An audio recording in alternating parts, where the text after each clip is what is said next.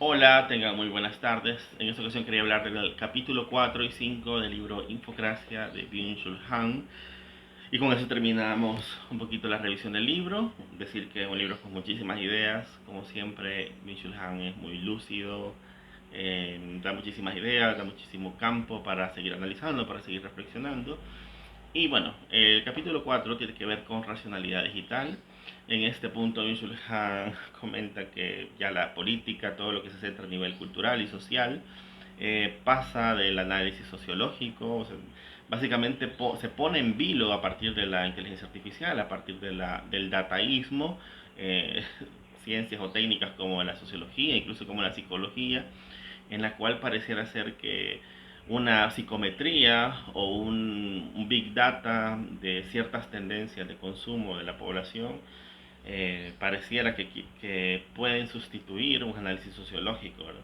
En ese sentido, Byung-Chul se da cuenta que sí, efectivamente hay una tendencia que pareciera que da un resultado concreto, pero esto es la lectura de esa tendencia, la lectura de ese resultado de tendencia de consumo o psicométrico de cómo se comporta una persona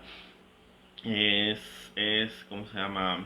Algo débil, es algo que no está conectado con toda la estructura económica, social, cultural, histórica incluso del individuo o de la misma sociedad, ¿verdad? Entonces, la racionalidad digital, los datos no narran nada, no existe una narración, no existe un relato en la lectura de datos. Puede existir lo mucho de interpretación, pero si esa interpretación no se conecta con todos los demás elementos, termina sin decir nada, ¿verdad? Y termina sirviendo usualmente para mejorar el objetivo de venta o de consumo.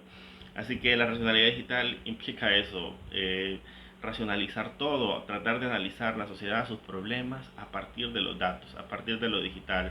Pero la cuestión es que los datos no tienen un relato. Los datos son inmediatos, necesitan una interpretación, pero sobre todo necesitan ser encausados en una narrativa, en una corriente ideológica, si es posible, que implique llevar al individuo, a la sociedad de un punto A a un punto B. Porque los datos como tal pueden ser mucho más fragmentarios. Pueden ser mucho más fragmentarios y básicamente existiría la posibilidad de, a partir de esos datos, realizar acciones o políticas concretas que puedan satisfacer el gusto de esas masas o de esos individuos a nivel psicométrico, pero eso no lo contemplaría dentro de un plan de ejercicio de derechos, de cumplimiento de obligaciones jurídicas, sino únicamente una satisfacción temporal o, o más o menos temporal de su tendencia, de su gusto, de lo que pretende o del resultado de la psicometría de ese individuo. Entonces, Byung-Chul Han analiza y considera que, y bueno, estoy bastante de acuerdo, que cuando los datos sustituyen al discurso, no hay nada que empareje esos datos, no hay nada que le dé forma, que le dé sustancia y que le dé un direccionamiento positivo. ¿Verdad? Son netamente aspectos que pueden tener muchísimas lecturas y que se pueden utilizar para muchísimas cosas. Eh, por último, el último capítulo tiene que ver con la verdad, con la crisis de la verdad. Para Byung-Chul Han hay un problema en la cuestión de la verdad, en la cual relaciona con la facticidad, es decir, los hechos, lo fáctico, lo real. Pareciera que lo real ha perdido fuelle, que lo virtual es mucho más poderoso que lo real, es decir, lo que está en redes es más poderoso que lo que nosotros estemos eh, tocando con nuestro tacto, observando, escuchando, viendo, vivido, haya sido vivificado incluso por nosotros, pero si lo digital repetido 40.000 veces y nosotros con nuestro dispositivo, pareciera que pone en duda incluso lo fáctico. Es decir, que lo fáctico, lo real, tiene mucho menos peso ahora, ya que lo virtual se ha apoderado de esa cuestión. Ya lo fáctico ya no importa mucho, pueden existir muchísimas contradicciones, ya no hay un discurso único, en parte eso está correcto, eso está muy bien, ¿verdad?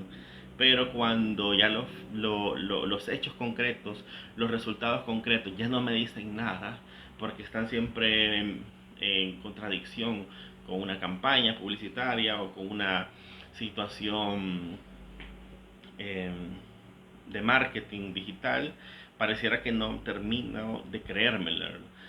Un ejemplo que podría ser estas campañas de cambio climático, donde pareciera que nosotros no terminamos de comprender la fuerza o lo grave del asunto, y sin embargo día tras día, año tras año, dentro de durante el último lustro, hemos observado cómo cada mes y cada semana se vuelve más caliente y hasta insoportable en ciudades que antes no eran así, ¿verdad?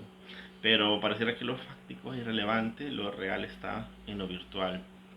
Y en ese sentido, se puede hacer una alusión a Sigmund Bauman con su modernidad líquida, con todo su concepto de liquidez de la posmodernidad, en el cual ya no existen, al no existir esos grandes metarrelatos, no existen tampoco esas instituciones de la modernidad que tenían y daban certeza a la ciudadanía.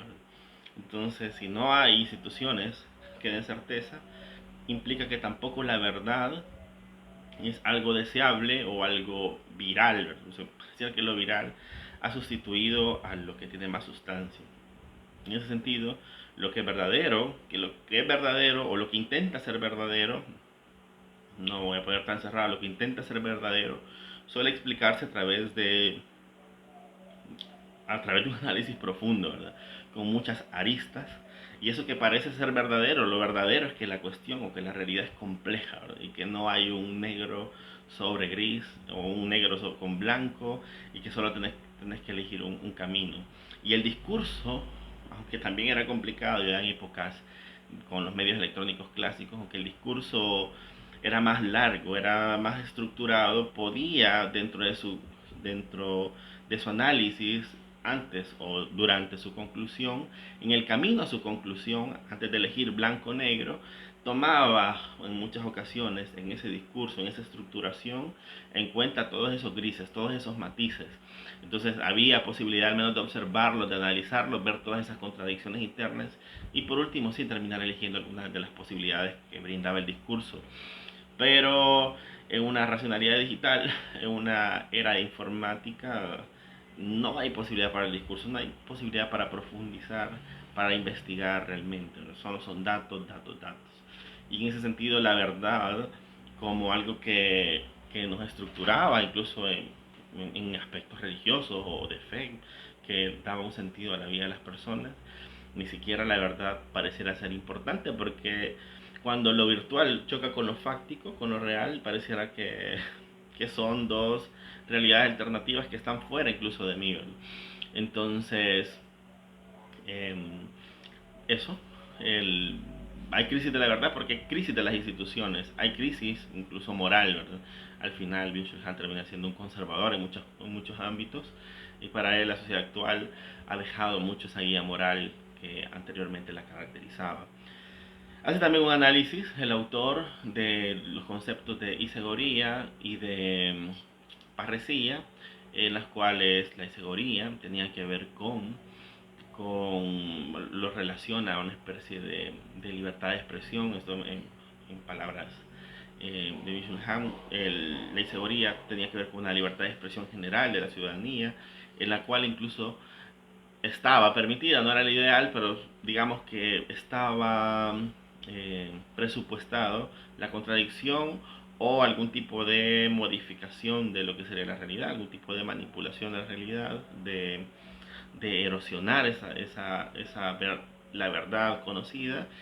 Pero en cuanto a la parresía, que sería el segundo elemento, la parresía obviamente incluye a la isegoría porque podemos expresarnos, pero la parresía sería la característica concreta de la vida política, en la cual quien ejerce un cargo público, quien ejerce el funcionariado, este no solamente tiene derecho de expresión, de libre expresión, en el cual la contradicción pareciera no importar, sino que le tiene la obligación, aquí le recae en él la obligación, y no solo el derecho de decir lo que quiera, sino la obligación, la parresía, de buscar la verdad con su discurso, de buscar la verdad con su intervención.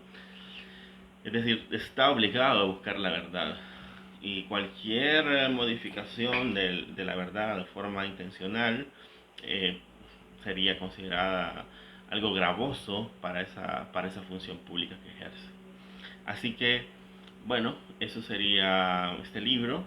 Yo creo que una de las cosas más importantes es el cambio del discurso por los datos, el cambio, la modificación de buscar profundizar en los temas, en los problemas, por lo rápido, por lo que me dan los datos, por una gráfica que me dice porcentajes, pero que al final de cuentas no me lo...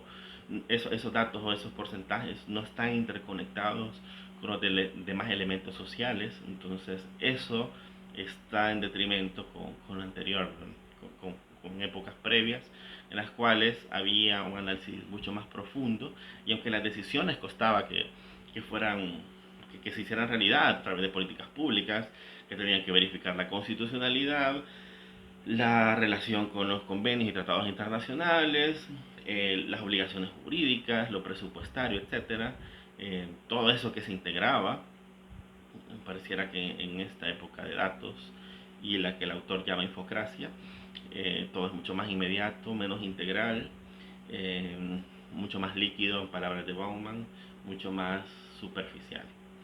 Bueno, esta es la visión en este caso del uso de datos de Byung-Chul Han. No es nada definitivo. Dejo estos videos para que los puedas criticar y algún comentario. Así que nada.